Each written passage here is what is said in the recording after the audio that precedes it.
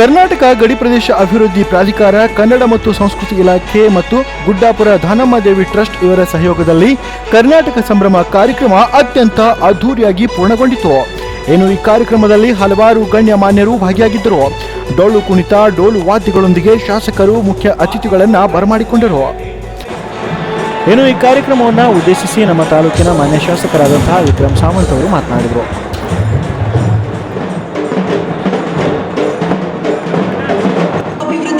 ಸಕ್ಕರೆ ಹಾಗೂ ಕೃಷಿ ಮಾರುಕಟ್ಟೆಯ ಸಚಿವರಾದಂತಹ ಶಿವಾನಂದ ಪಾಟೀಲರು ಹಾಗೂ ಗಣ್ಯರೆಲ್ಲರೂ ಕರ್ನಾಟಕ ಸಂಭ್ರಮ 50 ಈ ಒಂದು ಕಾರ್ಯಕ್ರಮದ ಅಧ್ಯಕ್ಷತೆ ವಹಿಸಿದ ಮಾನ್ಯ ಕನ್ನಡ ಮತ್ತು ಸಂಸ್ಕೃತಿ ಇಲಾಖೆ ಹಾಗೂ ಹಿಂದುಳಿದ ವರ್ಗಗಳ ಕಲ್ಯಾಣ ಇಲಾಖೆ ಸಚಿವರಾದ ಶ್ರೀ ಶಿವರಾಜ್ ಎಸ್ ತಂಗಡಗಿ ಮತ್ತು ನಮ್ಮ ತಾಲೂಕಿನ ಶಾಸಕರು ವಿಕ್ರಮ್ ಸಾವಂತ್ ಅವರು ಮತ್ತು ಅನೇಕ ಗಣ್ಯ ಮಾನ್ಯರ ಸಮ್ಮುಖದಲ್ಲಿ ಕಾರ್ಯಕ್ರಮವನ್ನು ಜ್ಯೋತಿ ಬೆಳಗಿಸುವ ಮೂಲಕ ಕಾರ್ಯಕ್ರಮವನ್ನು ಉದ್ಘಾಟಿಸಿದರು.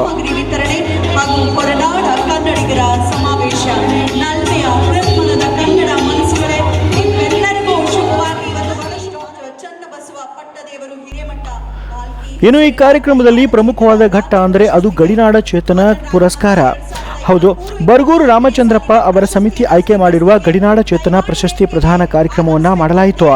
2023-24ನೇ ಸಾಲಿಗೆ ಡಾಕ್ಟರ್ ಚನ್ನಬಸವ ಪಟ್ಟದೇವರು ಗಡಿನಾಡಿನ ಚೇತನ ಪ್ರಶಸ್ತಿಗೆ ಕಾಸರಗೋಡಿನ ರಾಧಾಕೃಷ್ಣ ಕೆ ಉಳಿಯತ್ತಡ್, ಡಾಕ್ಟರ್ ಜಯದೇವಿ ತಾಯಿ ಲಿಗಾಡೆ ಗಡಿನಾಡ ಚೇತನ ಪ್ರಶಸ್ತಿಗೆ ಬೀದರ್ದ ಪಂಚಾಕ್ಷರಿ ಪುಟ್ಟಶೆಟ್ಟಿ, ನಾಡೋಜ ಡಾಕ್ಟರ್ ಕಯ್ಯಾರ ಕಿಣ್ಣೈರೈ ಗಡಿನಾಡ ಚೇತನ ಪ್ರಶಸ್ತಿಯನ್ನು ಬೆಳಗಾವಿಯ BS ಗವಿಮಠ್ ಹಾಗೂ 2024-25ನೇ ಸಾಲಿನ ಡಾಕ್ಟರ್ ಚನ್ನಬಸವ ಪಟ್ಟದೇವರು ಗಡಿನಾಡ ಚೇತನ ಪ್ರಶಸ್ತಿಯನ್ನು ಗುಜರಾತಿನ ಅಹಮದಾಬಾದ್ನ ಕರ್ನಾಟಕ ಸಂಘ, ಜಯದೇವಿ ತಾಯಿ ಲಿಗಾಡೆ ಗಡಿನಾಡಿನ ಚೇತನ ಪ್ರಶಸ್ತಿಯನ್ನು ಮಹಾರಾಷ್ಟ್ರ ರಾಜ್ಯದ ಸಂಘದ ಶಿವಲಿಂಗೇಶ್ವರ ಶಿಕ್ಷಣ ಸಂಸ್ಥೆ ಹಾಗೂ ಉಮದಿಯ ಸರ್ವೋದಯ ಶಿಕ್ಷಣ ಸಂಸ್ಥೆಯನ್ನು ನಾಡೋಜ ಡಾಕ್ಟರ್ ಕಯ್ಯಾರ ಕಿಣ್ಣಗರೈ ಗಡಿನಾಡ ಚೇತನ ಪ್ರಶಸ್ತಿಯನ್ನು ಕೇರಳ ರಾಜ್ಯದ ಕಾಸರಗೋಡಿನ ಪೆರಡಾಲ್ ನಿರ್ಚಾಲು ಕುಂಬಳೆ ಮಹಾಜನ ವಿದ್ಯಾಭಿವರ್ಧಕ ಸಂಘಕ್ಕೆ ಗಡಿನಾಡ ಚೇತನ ರಾಜ್ಯ ಪ್ರಶಸ್ತಿ ಪ್ರದಾನ ಮಾಡಲಾಯಿತು. ಪ್ರಶಸ್ತಿಯು ಹಲ್ಮಿಡಿ ಶಾಸನದ ಮಾದರಿಯ ಸ್ಮರಣಿಕೆ, ಪ್ರಮಾಣ ಪತ್ರ ಹಾಗೂ 1 ಲಕ್ಷ ರೂಪಾಯಿ ನಗದು ಒಳಗೊಂಡಿದೆ.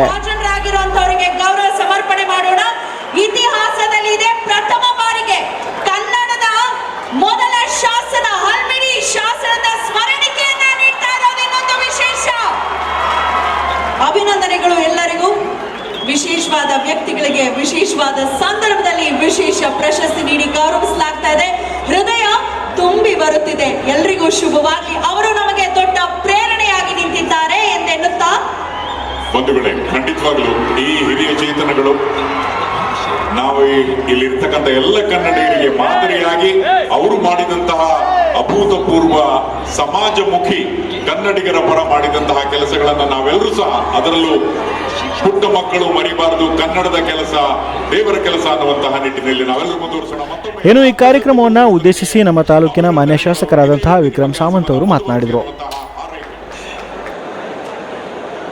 कर्नाटक राज्याच्या वतीनं मी मनापासून माझ्या मतदारसंघाच्या वतीनं कर्नाटक राज्याला मनापासून धन्यवाद देतो आणि त्याचबरोबर या व्यासपीठावर उपस्थित असणार कर्नाटक राज्याचे सांस्कृतिक मंत्री, कारण हा कार्यक्रम पहिला एकदा कॅन्सल झाला आणि परत दुसऱ्यांदा या ठिकाणी सन्माननीय सांस्कृतिक मंत्र्यांच्या अध्यक्षतेखाली होतोय आणि त्याचबरोबर आमच्या शेजारी असलेल्या विजापूर जिल्ह्याच्या सन्माननीय मंत्री शिवानंद पाटील यांच्या अध्यक्षतेखाली हा कार्यक्रम होतोय.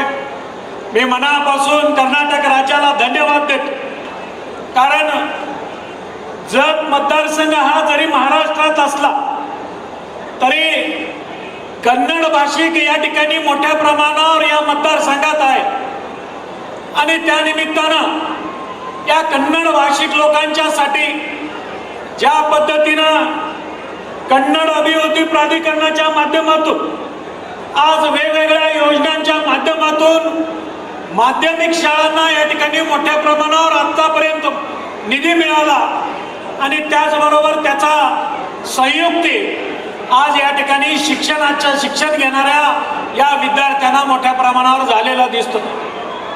या निमित्तानं आज दोन्ही मंत्री या विचार मंचावर ತಂಗಡಗಿ ಸಾಹೇಬ್ ಮತ್ತು ಶಿವಾನಂದ ಗೌಡ್ರ ನಿಮಗೊಂದು ಬೇಡಿಕೆ. ಯಾಕಂದ್ರ ಬೆಳಗಾವಿ ಜಿಲ್ಲೆಯಲ್ಲಿ ಬ್ಯಾಸಗಿ ಒಳಗೆ ನಾವು ನಿಮಗೆ ನೀರು ಕೊಡ್ತೇವೆ. ಅದೇ ರೀತಿ ಇಲ್ಲಿ ಮಳೆಗಾಲದಾಗ ನಾವು ಆ ಕಡೆ ನಿಮಗೆ ಕೊಡ್ತೇವೆ. ಅದೇ ರೀತಿಯಾಗಿ ತುಮಚಿ ಬಬಲೇಶ್ವರದಿಂದ ನೀವು ಈ ಗಡಿ ಭಾಗ ಪ್ರದೇಶದ ಜನರಿಗೆ ಅದು ನೀರು ಕೊಡಬೇಕಂತ ಅದು ಪ್ರಸ್ತಾವ ಮಹಾರಾಷ್ಟ್ರ ಗೌರ್ಮೆಂಟ್ನಿಂದ ನಿಮಗೆ ಕರ್ನಾಟಕ ಗೌರ್ಮೆಂಟ್ ಹೋಗ್ಯದ. ಅದು ಟೆಕ್ನಿಕಲ್ ಏನಿದ್ದದ ಅದು ನೋಡಿ ಅದನ್ನ ಅಟ್ಟು ನಮಗೆ ನೀರು ಕೊಡ್ರಿ ಅಂತ ಇದೇ ಇಟ್ಟೆ ಈ ವ್ಯಾಸಪೀಠದಿಂದ ನಿಮಗೆ ಕಳಕಳಿಯಿಂದ ವಿನಂತಿ ಮಾಡ್ತೀನಿ.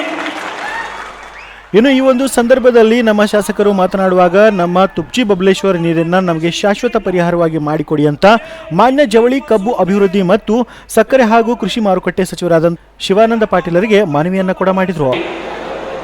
ಇನ್ನು ಅವರ ಮಾತಿಗೆ ಬೆಲೆ ಕೊಟ್ಟು ಶಿವಾನಂದ ಪಾಟೀಲರು ಕೂಡ ನಾವು ಸದಾ ನಿಮ್ಮ ಜೊತೆಗಿದ್ದೀವಿ ಅನ್ನೋ ಒಂದು ಮಾತನ್ನ ಕೂಡ ಆಡಿದ್ರು. ಬಹಳ ಸಂತೋಷದಿಂದ ಇವತ್ತು ಗಡಿನಾಡಿನಲ್ಲಿ ಕಾರ್ಯಕ್ರಮವನ್ನು ನಾವು ಹಾಕ್ಕೊಂಡಿದ್ದೀವಿ. ಬಹಳ ದಿನಗಳ ನಂತರ ನನಗನ್ನಿಸ್ತದೆ ಗಡಿನಾಡು ಪ್ರಾಧಿಕಾರ ಈ ಕಾರ್ಯಕ್ರಮವನ್ನು ವಿಶೇಷವಾಗಿ ಜತ್ ತಾಲೂಕಿನಲ್ಲಿ ಮಾಡಿರೋದ್ರಿಂದ ಸಾಂಗ್ಲಿ ಸೋಲಾಪುರ ಜಿಲ್ಲೆ ಎಲ್ಲ ಜನರ ವತಿಯಿಂದ ಅವರಿಗೆ ನಾನು ಕೃತಜ್ಞತೆಯನ್ನು ಸಲ್ಲಿಸ್ತೀನಿ. ಈ ಸಂದರ್ಭದಲ್ಲಿ ಬಹಳ ಸಂತೋಷದಿಂದ ಈ ಕಾರ್ಯಕ್ರಮವನ್ನು ಮಾಡ್ತಾ ಇದ್ದಾರೆ. ಈ ಕಾರ್ಯಕ್ರಮದಿಂದ ಅನೇಕ ವಿಚಾರಗಳನ್ನು ಇವತ್ತು ಈ ವೇದಿಕೆ ಬೆಳಕನ್ನು ಚೆಲ್ತದೆ. ಬಹಳ ಪ್ರಮುಖವಾಗಿ ವಿಕ್ರಮ್ ಸಾವಂತ್ ಅವರು ತಮ್ಮ ಭಾಷಣದಲ್ಲಿ ಒಂದು ಮಾತು ಹೇಳಿದರು. ಗಡಿನಾಡಿನ ಜನರ ಬೇಡಿಕೆ ಆಗಿರ್ತಕ್ಕಂಥದ್ದು ವಿಶೇಷವಾಗಿ ಜತ್ ತಾಲೂಕು, ಇಂಡಿ ತಾಲೂಕು ಮತ್ತು ಅಥಣಿ ತಾಲೂಕಿನ ಜನರಿಗೆ ಕರ್ನಾಟಕ ಸರ್ಕಾರ ಮಳೆಗಾಲದಲ್ಲಿ ಮಹಾರಾಷ್ಟ್ರ ಸರ್ಕಾರ ನೀರು ಕೊಡ್ತದೆ, ಬೇಸಿಗೆ ಕಾಲ ಬಂದರೆ ನೀವು ನಮಗೆ ನೀರು ಕೊಡ್ರಿ ಅನ್ನತಕ್ಕಂಥ ಮಾತನ್ನು ಅವರು ಮನವರಿಕೆ ಮಾಡಿಕೊಟ್ಟಿದ್ದಾರೆ. ನಾನು ಈ ಮಾತನ್ನು ಬಹಳ ಸಂಪೂರ್ಣ ಮನಸ್ಪೂರ್ವಕವಾಗಿ ಒಪ್ತೀನಿ ಅಂತ ಹೇಳಿದರೆ ತಪ್ಪಾಗಲಿಕ್ಕಿಲ್ಲ. ಕಾರಣ ಅವರು ಒಂದು ಕೆಲಸ ಮಾಡಬೇಕು. ಆಲ್ಮಟ್ಟಿ ಅಣೆಕಟ್ಟನ್ನು 524ಕ್ಕೆ ಎತ್ತರ ಮಾಡಿದರೆ ನಿಮಗೆ ಎಷ್ಟು ಬೇಕು ಅಷ್ಟು ನೀರು ಮಹಾರಾಷ್ಟ್ರದ ಅಷ್ಟು ಕ್ಷೇತ್ರಗಳಿಗೆ ನಾವು ಕೊಡ್ತೀವಿ ಅನ್ನತಕ್ಕಂಥ ಮಾತನ್ನು ನಾನು ಈ ಸಂದರ್ಭದಲ್ಲಿ ಅವರಿಗೆ ಮನವರಿಕೆ ಮಾಡಲಿಕ್ಕೆ ಇಚ್ಛೆ ಪಡ್ತಾ ಇದ್ದೀನಿ. ಯಾಕಂದರೆ ಆಲ್ಮಟ್ಟಿ ಅಣೆಕಟ್ಟಿನಲ್ಲಿ ಸಂಪೂರ್ಣ ನೀರು ನಿಲ್ಲಿಸಿದರೆ ನಮ್ಮ ರಾಜ್ಯಕ್ಕೂ ನೀರಾಗ್ತದೆ, ನಿಮ್ಮ ರಾಜ್ಯಕ್ಕೂ ನೀರಾಗ್ತದೆ. ಆದರೆ ದುರ್ದೈವಶ ನೀವು ಈ ನೀರನ್ನು ಸಮುದ್ರಕ್ಕೆ ಸೇರಿಸ್ತಾ ಇದ್ದೀವಿ. ಇದು ಬಹಳ ದುರ್ದೈವದ ಸಂಗತಿ. ಸ್ವಾತಂತ್ರ್ಯಕ್ಕಿಂತಲೂ ಪೂರ್ವದಲ್ಲಿ ಎಲ್ಲ ನಮ್ಮ ಪೂರ್ವಜರು ದೇಶ ಒಂದಾಗಬೇಕಂತ ಆಸೆ ಪಟ್ಟರು. ಆದರೆ ಮನಸ್ಸು ಒಂದಾಗೋಲ್ಲ ಇವತ್ತು ಕರ್ನಾಟಕದ ಮಹಾರಾಷ್ಟ್ರದ. ಇದು ಭಾಳ ದುರ್ದೈವದ ಸಂಗತಿ. ನಾನು ತಮ್ಮಲ್ಲಿ ಅರಿಕೆ ಮಾಡಿಕೊಳ್ಳೋದಿಷ್ಟೇ, ಈಗ ಬಹಳ ಜನ ಇಲ್ಲಿ ಹುಟ್ಟಿದವರು ಎಲ್ಲ ಮಹಾರಾಷ್ಟ್ರದಲ್ಲಿದ್ದಾರೆ. ಆದರೆ ಅವರೆಲ್ಲ ಕನ್ನಡಿಗರು ಮೂಲವಾಗಿ. ತಾವು ಕನ್ನಡಿಗರೇ ಅಂದರೆ ತಪ್ಪಾಗಲಿಕ್ಕಿಲ್ಲ. ಒಂದು ಕಾಲದಲ್ಲಿ ನಮಗೂ ಮಹಾರಾಷ್ಟ್ರದ ಮುಖ್ಯಮಂತ್ರಿನೇ ಆಳ್ತಿದ್ರು ಬಿಜಾಪುರ ಜಿಲ್ಲೆಯನ್ನು. ಆದರೆ ಭಾಷಾ ಪ್ರಾಂತ ರಾಜ್ಯಗಳಾದಮೇಲೆ ನಾವು ಬೇರೆ ಬೇರೆ ರಾಜ್ಯಗಳನ್ನು ಮಾಡಿಕೊಂಡು ಇವತ್ತು ನಮ್ಮ ಮನಸ್ಸುಗಳನ್ನು ನಾವು ಒಡ್ಕೊಳ್ತಕ್ಕಂಥದ್ದು ಸರಿಯಲ್ಲ. ನನಗೊಂದು ಸಂತೋಷದ ಸಂಗತಿ ಏನಪ್ಪ ಅಂತಂದರೆ, ಮಹಾರಾಷ್ಟ್ರದ ಸೋಲಾಪುರದಲ್ಲಿರಲಿ, ಸಾಂಗ್ಲಿಯಲ್ಲಿರಲಿ, ನೀವು ಎಲ್ಲೇ ಇದ್ರೂ ನೀವು ಕನ್ನಡಿಗರ ಅನ್ನತಕ್ಕಂಥ ಆಶಾಭಾವನೆ ನಮ್ಮ ಮನಸ್ಸಿನಲ್ಲಿದೆ ಅಂದರೆ ಅದು ತಪ್ಪಾಗಲಿಕ್ಕಿಲ್ಲ ಅಂಥೇಳಿ ನಾನು ಭಾವಿಸ್ತೀನಿ. ಇನ್ನು ಈ ಒಂದು ಸಂದರ್ಭದಲ್ಲಿ ಶಾಲಾ ಶಿಕ್ಷಕರಾದಂತಹ ಮತ್ತು ಆದರ್ಶ ಕನ್ನಡ ಬಳಗದ ಅಧ್ಯಕ್ಷರು ಮಲಿಕ್ ಜಾನ್ ಶೇಖ್ ಅವರು ತಮ್ಮ ಅನೇಕ ಪ್ರಶ್ನೆಗಳನ್ನ ಅಲ್ಲಿನ ಶಾಸಕರ ಮುಂದೆ ಮನವಿಯನ್ನ ಕೋರಿದ್ರು. ಕರ್ನಾಟಕದಲ್ಲಿರ್ತಕ್ಕಂಥ ನವೋದಯ, ಮೊರಾರ್ಜಿ, ರಾಣಿ ಚೆನ್ನಮ್ಮ ಇತರ ವಸತಿ ಶಾಲೆಗಳಲ್ಲಿ ಪ್ರವೇಶ ನೀಡಬೇಕು. ಮಹಾರಾಷ್ಟ್ರದ ಕನ್ನಡ ಪ್ರದೇಶಗಳ ಅಭಿವೃದ್ಧಿಗೆ ವಿಶೇಷವಾಗಿರ್ತಕ್ಕಂಥ ಅನುದಾನವನ್ನು ನೀಡಬೇಕು. ಕನ್ನಡದ ಪ್ರದೇಶಗಳಿಗೆ ನೀರಿನ ಪೂರೈಕೆ ಮಾಡಬೇಕು. ಜತ್ ಹಾಗೂ ಅಕ್ಕಲಕೋಟ ತಾಲೂಕಿನಲ್ಲಿರ್ತಕ್ಕಂಥ ಕರ್ನಾಟಕದಲ್ಲಿ ಕೆಲವೊಂದು ನೀರಿನ ಯೋಜನೆಗಳನ್ನು ನಮ್ಮ ಮಹಾರಾಷ್ಟ್ರದಲ್ಲಿ ವಿಸ್ತಾರ ಮಾಡಿ ನಮ್ಮ ಪ್ರದೇಶಗಳಿಗೆ ನೀರಿನ ಸೌಕರ್ಯವನ್ನು ಪೂರೈಸಬೇಕು. ಅದೇ ರೀತಿಯಾಗಿ ಸಾರಿಗೆ ಸೌಕರ್ಯ ಸಹಿತ ವಿಸ್ತರಿಸಬೇಕು. ಯಾವ ರೀತಿಯಾಗಿ ಇವತ್ತು ಸದ್ಯ ಎಲ್ಲ ಮಹಿಳೆಯರಿಗೆ ಪುಕ್ಕಟೆಯಾಗಿರ್ತಕ್ಕಂಥ ಸಾರಿಗೆ ಸೌಕರ್ಯ ಇದೆ, ಅದೇ ಸೌಕರ್ಯ ನಮ್ಮರಿಗೆ ಗಡಿ ಭಾಗದ ಎಲ್ಲರಿಗೂ ಸಹಿತ ತಾವು ಕೊಡಬೇಕು. ಮಹಾರಾಷ್ಟ್ರ ಸರ್ಕಾರ ಸಾರಿಗೆ ವ್ಯವಸ್ಥೆಯಲ್ಲಿ ದಯವಿಟ್ಟು ಒಂದು ಏನಿದೆ ಅಂದರೆ ಮಹಾರಾಷ್ಟ್ರದ ವಾಹನ ಬಸ್ಸು ಕರ್ನಾಟಕದಲ್ಲಿ ಎಲ್ಲಿ ಹೋದರೂ ಅಲ್ಲಿ ಮಹಿಳೆಯರು ಕುಳಿತುಕೊಂಡ್ರೆ ಅವರಿಗೆ ಹಾಫ್ ಟಿಕೆಟ್ ಇದೆ ಸರ್. ಅದೇ ರೀತಿಯಾಗಿ ನಾವು ಬೇಡ್ಕೋತಾ ಇದ್ದೇವೆ, ನಮಗೂ ಸಹಿತ ಸಾರಿಗೆ ವ್ಯವಸ್ಥೆಯಲ್ಲಿ ಕರ್ನಾಟಕದಲ್ಲಿ ಇರ್ತಕ್ಕಂಥ ಎಲ್ಲ ವ್ಯವಸ್ಥೆಗಳು ನಮಗೂ ಸಹಿತ ಸಿಗಬೇಕು ಅಂತಕ್ಕಂಥ ಒಂದು ಇಲ್ಲಿ ಮನವಿಯನ್ನು ನಾವು ಮಾಡ್ತಾ ಇದ್ದೇವೆ. ಅದೇ ರೀತಿಯಾಗಿ ಕನ್ನಡ ಭಾಷೆ ಬೆಳವಣಿಗೆಗೆ ವಿಶೇಷ ಪ್ರೋತ್ಸಾಹ ನೀಡಬೇಕು.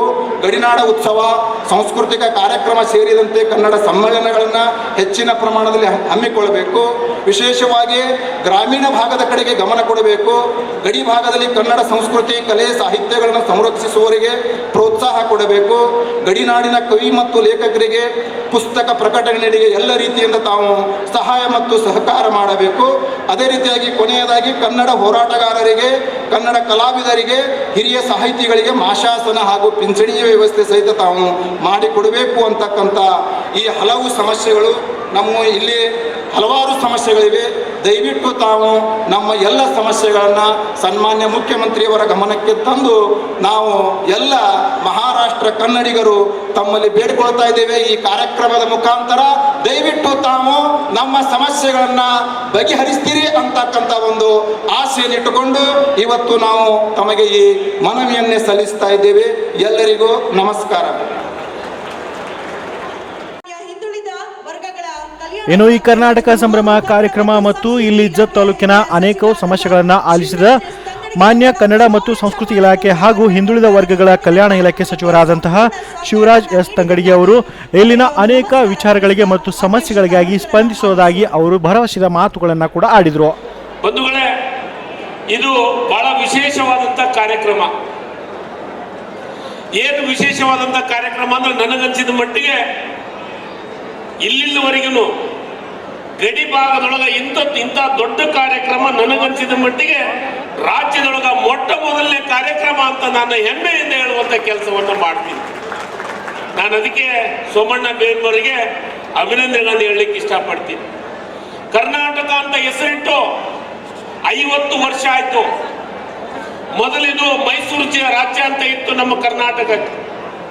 ಕರ್ನಾಟಕ ಅಂತ ಹೆಸರಾದ ಮೇಲೆ ಅಂದಿನ ಮುಖ್ಯಮಂತ್ರಿಗಳಂತ ದೇವರಾಜ ಅರಸು ಅವರು ಕರ್ನಾಟಕ ಅಂತ ಹೆಸರಿಟ್ಟು 50 ವರ್ಷ ಆಗಿದ್ದಕ್ಕೆ, ಅದು ಯಾವಾಗ 50 ವರ್ಷ ಆಗಿದೆ ಅಂದ್ರೆ ಅದೇ ಜಿಲ್ಲೆಯ ನಮ್ಮ ರಾಜ್ಯದ ಮುಖ್ಯಮಂತ್ರಿಗಳಂತ ಸಿದ್ದರಾಮಯ್ಯನವರು 50 ವರ್ಷಕ್ಕೆ ರಾಜ್ಯದ ಮುಖ್ಯಮಂತ್ರಿಗಳಾಗಿದ್ದಾರೆ. ಆ 50 ವರ್ಷದ ಕಾರ್ಯಕ್ರಮಕ್ಕೆ ನಾನು ಕನ್ನಡ ಮತ್ತು ಸಂಸ್ಕೃತಿ ಇಲಾಖೆಯ ಮಂತ್ರಿ ಆಗಿದ್ದಕ್ಕೆ ನಿಜವಾಗಲೂ ನನ್ನ ಭಾಗ್ಯ ಅನ್ನೋ ಒಂದು ಭಾವನೆಯನ್ನು ನಾನು ಹೇಳಲಿಕ್ಕೆ ಇಷ್ಟಪಡ್ತೀನಿ ಬಂಧುಗಳು.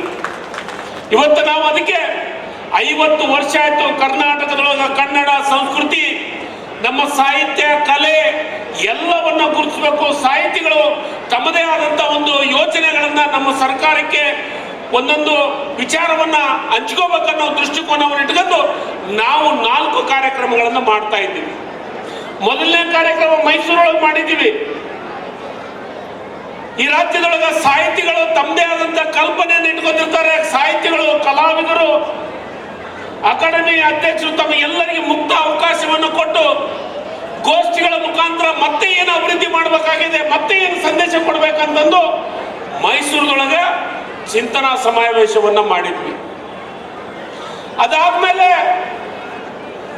ಗಡಿ ಭಾಗದೊಳಗೆ ಏನು ಸಮಸ್ಯೆಗಳಿದ್ದಾವೆ, ನಮ್ಮ ಕರ್ನಾಟಕದವರು, ಕನ್ನಡಿಗರು ಏನೇನು ಸಮಸ್ಯೆಯನ್ನು ಎದುರಿಸ್ತಾ ಇದ್ದಾರೆ, ಅವರಿಗೆ ಏನು ಜನೋಪಯೋಗಿ ಕೆಲಸ ಆಗಬೇಕು, ಸರ್ಕಾರದಿಂದ ಯೋಜನೆಗಳನ್ನು ಏನು ಕೊಡಬೇಕು, ಸರ್ಕಾರದಿಂದ ಯಾವ ಯಾವ ಯೋಜನೆಗಳನ್ನು ತಂದಾಗ ನಮ್ಮ ಕನ್ನಡಿಗರು, ನಮ್ಮ ಪಕ್ಕದ ರಾಜ್ಯ ಮಹಾರಾಷ್ಟ್ರದವರು ನಾವು ಅನ್ಯೋನ್ಯವಾಗಿ ಪ್ರೀತಿ ವಿಶ್ವಾಸದಿಂದ ಯಾವ ರೀತಿ ಇರಬೇಕು, ಅದಕ್ಕೆ ಏನು ಯೋಜನೆಯನ್ನು ರೂಪಿಸಬೇಕಂತ ತಿಳ್ಕೊಂಡು ಗಡಿನಾಡು ಭಾಗದೊಳಗೆ ಇವತ್ತು ಈ ಕಾರ್ಯಕ್ರಮವನ್ನು ಮಾಡ್ತಾ ಇದ್ವಿ.